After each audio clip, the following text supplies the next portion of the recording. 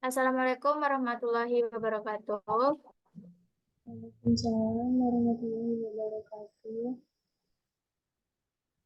Lalu terima kasih kepada Ibu dosen pengampu kita yaitu Fitri Alfia Rahmi MPD, dan terima kasih pula kepada teman-teman yang telah hadir di perkuliahan pada sore hari ini.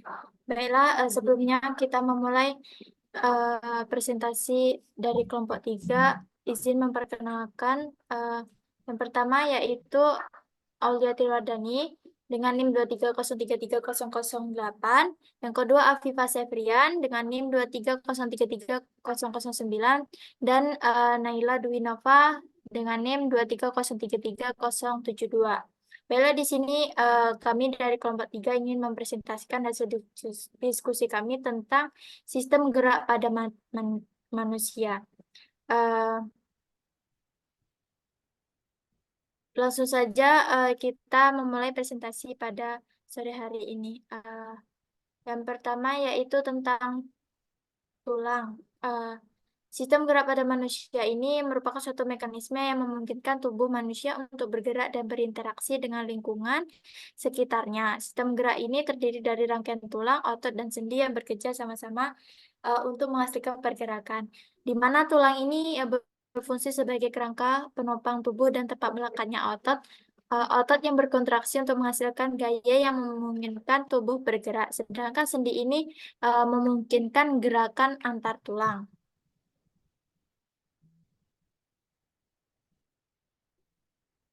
Nah, dalam sistem gerak pada manusia ini memiliki fungsi yang pertama yaitu memberikan struktur penopang untuk tubuh dan melindungi organ internal. Yang kedua, memungkinkan berbagai gerakan tubuh seperti berjalan, berlari, dan mengangkat. Yang ketiga yaitu merespons secara refleks terhadap potensi bahaya dengan menghindari atau menghindarkan tubuh dari situasi berbahaya. Yang keempat itu adalah menghasilkan panas selama aktivitas fisik untuk membantu menjaga suhu tubuh dan dalam kisaran yang optimal. Yang kelima itu adalah mempertahankan keseimbangan tubuh sehingga kita dapat berdiri, berjalan, dan bergerak dalam koordinasi yang baik. Yang ketujuh, yang keenam itu adalah sumsum tulang dalam tulang panjang berperan dalam pembentukan sel darah merah, sel darah putih, dan trombosit yang penting untuk oksigenasi, kekebalan tubuh, dan pembekuan darah. Yang ketujuh itu adalah tulang menyimpan mineral seperti kalsium dan fosfor, serta berperan dalam produksi beberapa hormon penting. Sistem gerak ini pada manusia terdiri dari tiga. Yang pertama itu adalah rangka atau tulang, yang kedua adalah persendian, dan yang ketiga itu adalah otot. Next.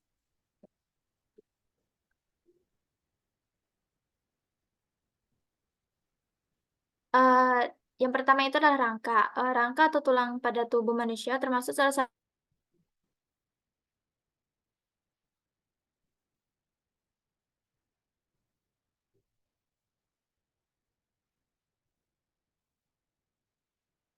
kolagen. Dah, next. Next, nih.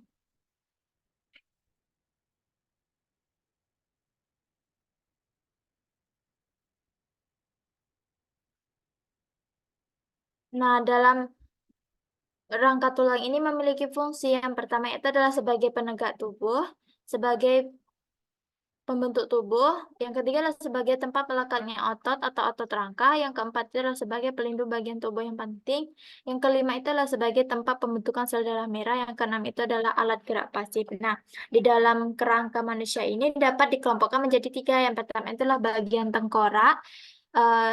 Dilihat dari gambar yang telah dipaparkan, yang pertama itu adalah bagian tengkorak, yang kedua adalah bagian badan, dan yang ketiga itu adalah bagian anggota gerak. Next. Nah, yang pertama itu adalah bagian tengkorak atau kelab. kepala. Nah, dalam bagian tengkorak ini tersusun dari tulang pipi yang berfungsi sebagai tempat pembuatan sel darah merah dan sel darah putih yang terdiri dari satu tulang dahi, dua tulang pipis, dua tulang hidung, dua tulang ubun-ubun, dua tulang pipi, dua tulang langit-langit, dua tulang baji, dua tulang pelipis, dua tulang air mata, dua tulang rahang atas, satu tulang lidah, satu tulang tengkorak, dan dua tulang rahang bawah. Nah, yang kedua itu adalah bagian badan, di mana bagian badan ini terbagi menjadi 5 kelompok. Yang pertama itu adalah ruas tulang belakang. Itu terbagi menjadi 33 ruas. Nah, yang yang pertama itu adalah 7 ruas tulang belakang, 12 ruas tulang punggung, 5 ruas tulang pinggang, 5 ruas tulang kelangkang, dan 4 ruas tulang ekor. Nah, yang kedua itu adalah tulang rusuk dan tulang dada, di mana terdiri dari 7 pasang tulang rusuk sejati, 3 pasang tulang rusuk palsu, 2 pasang tulang rusuk melayang, eh, tulang luhu, tulang badan, dan tulang pedang-pedangan. Nah, yang keempat itu adalah gelang panggul. Gelang panggul ini yang pertama itu adalah 2 tulang duduk atau dari kiri sama kanan, 2 tulang usus kiri dan kanan, 2 tulang kemaluan kiri dan kanan. Next. Yang ketiga itu adalah bagian anggota gerak. Nah, di mana dalam anggota gerak dapat dibagi menjadi 2 bagian, yaitu yang pertama itulah anggota gerak atas terdiri dari 2 tulang pengumpil, 2 lengan atas, 2 tulang hasta, 16 tulang pergelangan tangan, 10 tulang telapak tangan, 28 ruas tulang jari tangan, atau tiap jari ini memiliki 3 kecuali ibu jari 2. Yang kedua itu adalah anggota gerak bawah kaki kiri dan kanan terdiri dari 2 tulang paha, 2 tulang tempurung lutut, 2 tulang kering, 2 tulang betis, 14 tulang pergelangan kaki, 10 tulang telapak tangan, dan 28 ruas tulang jari kaki. Tiap jari 3 ini kecuali ibu jari 2. Nah, selanjutnya yaitu jenis dan fungsi tulang pada manusia. Menurut jenis tulang pada manusia ini dibagi menjadi 2. Yang pertama adalah tulang rawan atau kartilago, yaitu uh, tersusun dari sel-sel tulang rawan. Ruang antar sel tulang rawan banyak mengandung zat perekat dan sedikit zat kapur yang bersifat lentur. Nah, dalam tulang rawan ini terbagi menjadi 3. Yang pertama itu adalah tulang rawan Heylan, yaitu yang terdiri atas serabut kolagen yang terbenam dalam bahan dasar yang bening seperti kaca. Yang kedua itu adalah tulang rawan fibrosa, di mana dalam tulang rawan tersebut dibentuk oleh berkas-berkas serabut. Yang ketiga itu adalah tulang rawan elastis yang berwarna kuning karena mengandung sejumlah besar serabut elastis yang berwarna kuning. Yang kedua adalah tulang keras atau osteon, di mana tulang keras dibentuk oleh sel pembentuk tulang osteoblast. Ruang antar sel tulang keras banyak mengandung zat kapur, sedikit zat perekat bersifat keras. Zat kapur tersebut dalam bentuk kalsium karbonat CaCO3 dan kalsium fosfat itulah CaPO42 yang diperoleh atau dibawa oleh darah. Contoh tulang keras itu adalah tulang paha, tulang lengan, tulang betis, dan tulang selangka.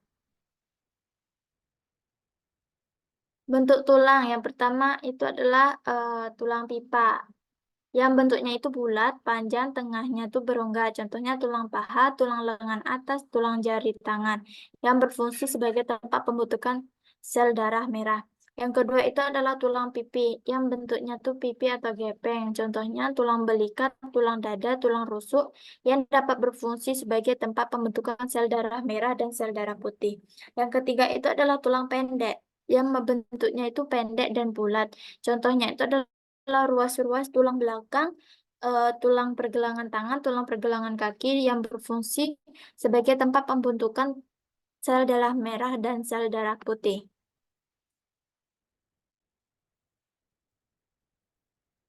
Selanjutnya, pemateri kedua yang akan disampaikan oleh Naila. Kepada Naila dipersilahkan.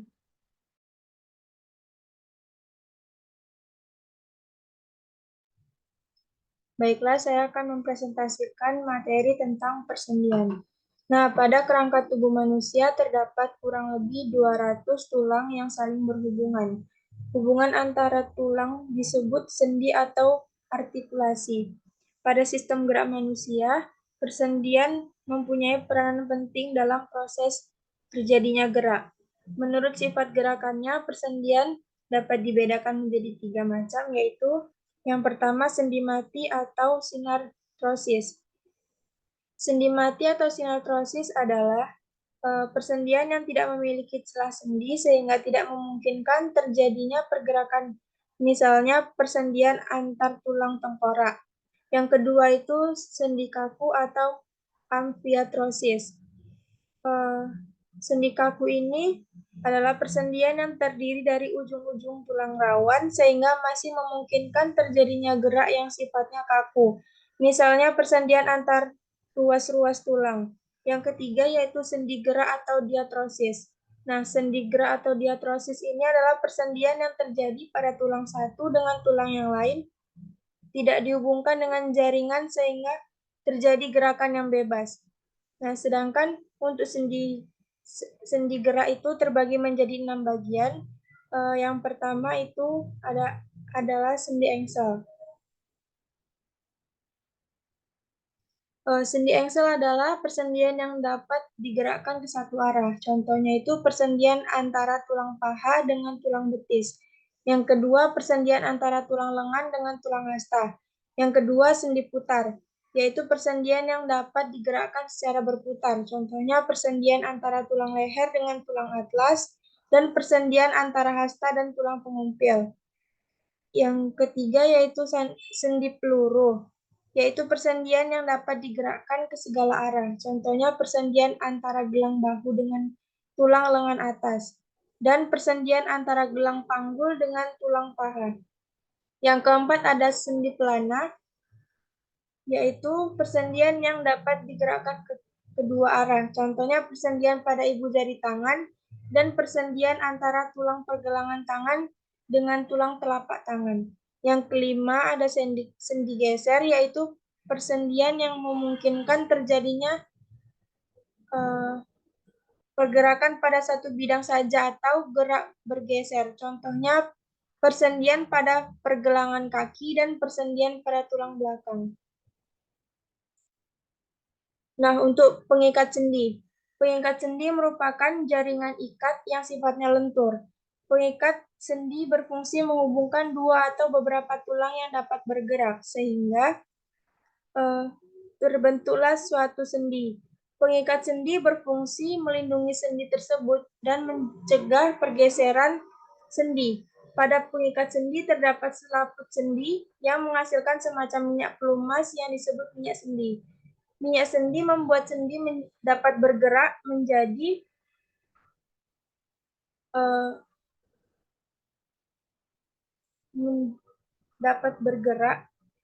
menjadi licin dan berpelumas sehingga dapat bekerja dengan baik. Pada orang yang sudah tua, produksi minyak sendi berkurang sehingga sendi sulit untuk digerakkan.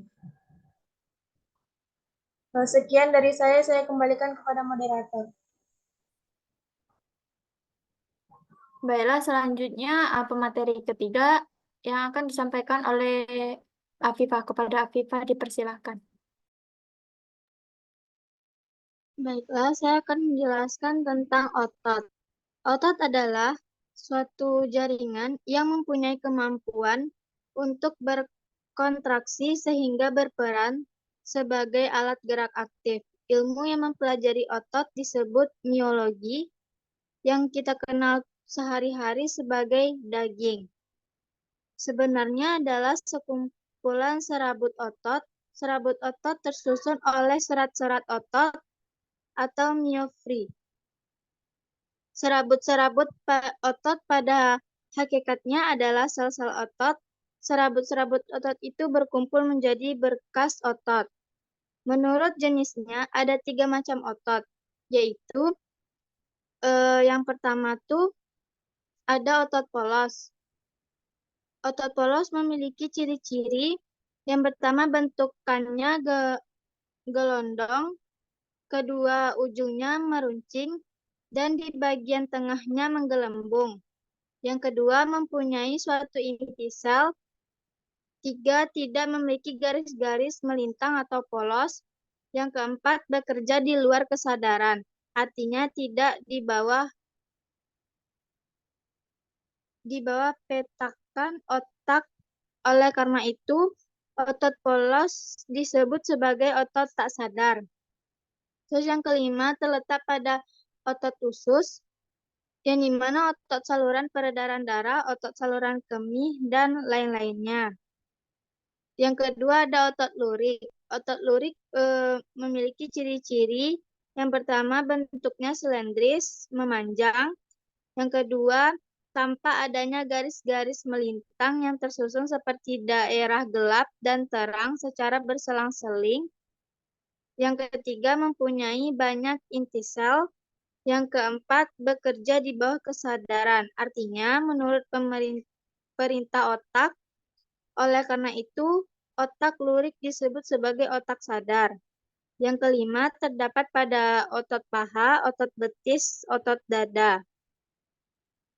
Yang ketiga, ada otot jantung yang memiliki ciri-ciri. Yang pertama, otot jantung ini hanya terdapat pada jantung. Strukturnya sama seperti otot lurik, akan tetapi gelap terang secara berselang-seling dan terdapat percabangan sel. Yang kedua, kerja otot jantung tidak bisa dikendalikan oleh kemauan kita, akan tetapi bekerja sesuai dengan gerak jantung. Jadi, otot jantung menurut bentuknya seperti otot lurik dan proses kerjanya seperti otot polos. Oleh karena itu disebut juga otot spesial. Next.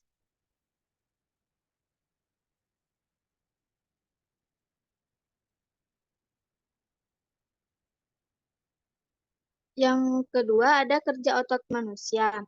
Otot manusia bekerja dengan cara berkontraksi sehingga otot akan memendek, mengeras, dan bagian tengahnya menggelembung atau membesar.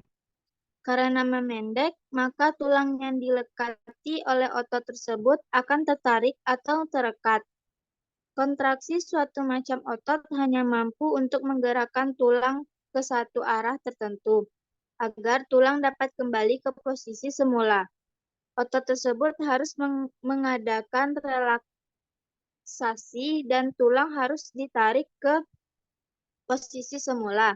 Untuk itu, harus ada otot lain yang berkontraksi yang merupakan kebalikan dari kerja otot pertama. Jadi, untuk menggerakkan tulang dari satu posisi ke posisi yang lain, kemudian kembali ke posisi semula, diperlukan paling sedikit dua macam otot dengan kerja yang berbeda. Next. Yang ketiga itu ada kelainan atau penyakit, kelainan tulang dan otot. Kelainan pada tulang atau rangka, kelainan dan gangguan pada tulang dapat disebabkan oleh beberapa faktor. Misalnya karena kelainan yang dibawa sejak lahir, infeksi penyakit, karena makanan atau kebiasaan posisi tubuh yang salah. Ada beberapa contoh kelainan pada tulang dan rangka antara lain. Yang pertama ada kyphosis, yaitu kelainan tulang punggung membengkak ke belakang dikarenakan kebiasaan duduk atau bekerja dengan posisi membungkuk. Terus yang kedua ada skoliosis, yang dimana kelainan tulang punggung membengkak ke samping. Ini dapat terjadi pada orang yang menderita sakit jantung yang menahan rasa sakitnya sehingga terbiasa miring dan mengakibatkan tulang punggung terjadi miring. Terus yang ketiga ada lordosis, yaitu kelainan tulang punggung membengkok ke depan dikarenakan kebiasaan tidur yang pinggangnya diganjal bantal. Yang keempat ada rakitis, yaitu kelainan pada tulang akibat kekurangan vitamin D, sehingga kakinya terbentuk X atau O. Yang kelima ada polio, yaitu kelainan pada tulang yang disebabkan oleh virus, sehingga keadaan tulangnya itu mengecil dan abnormal. Next.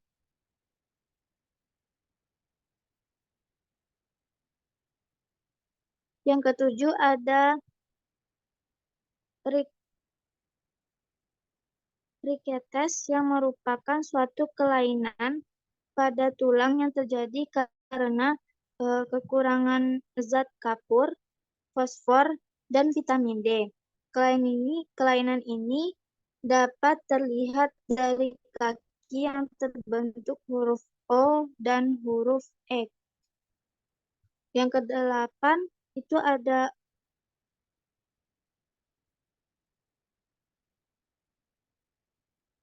osteoporosis, yang dimana suatu keadaan di mana penghancur tulang lebih cepat daripada proses pembentukan tulang. Akibatnya tulang menjadi kropos, dan penyebabnya itu karena kekurangan kalsium. Penyakit ini mudah terjadi pada orang yang sudah lanjut usia. Yang kesembilan ada patah tulang atau fraktura. Retak atau patah tulang dapat terjadi karena benturan atau tekanan yang sangat keras. Selain penyebab tersebut, patah tulang dapat terjadi karena kecelakaan. Selanjutnya ada artritis, yang merupakan peradangan yang terjadi pada sendi, dapat terjadi karena banyak mengangkat atau membawa beban terlalu berat, ataupun infeksi mikroorganisme. Dan terakhir ada lepas sendi. Lepas sendi dapat dari tempatnya sehingga ligamen putus atau sobek. Hal ini dapat terjadi karena kecelakaan ataupun ketika melakukan olahraga berat. Next. Kelainan pada otot. Kelainan pada otot pada manusia dapat diakibatkan adanya kerja otot. Hal ini dapat luar maupun faktor dalam. Faktor luar dapat diakibatkan karena kecelakaan dan serangan penyakit, sedangkan faktor dalam biasanya terjadi karena bawaan atau kesalahan gerak akibat otot yang tidak pernah dilatih. Beberapa contoh kelainan pada otot diantaranya ada tetanus, kelainan otot yang tegangan terus-menerus yang disebabkan oleh racun bakteri.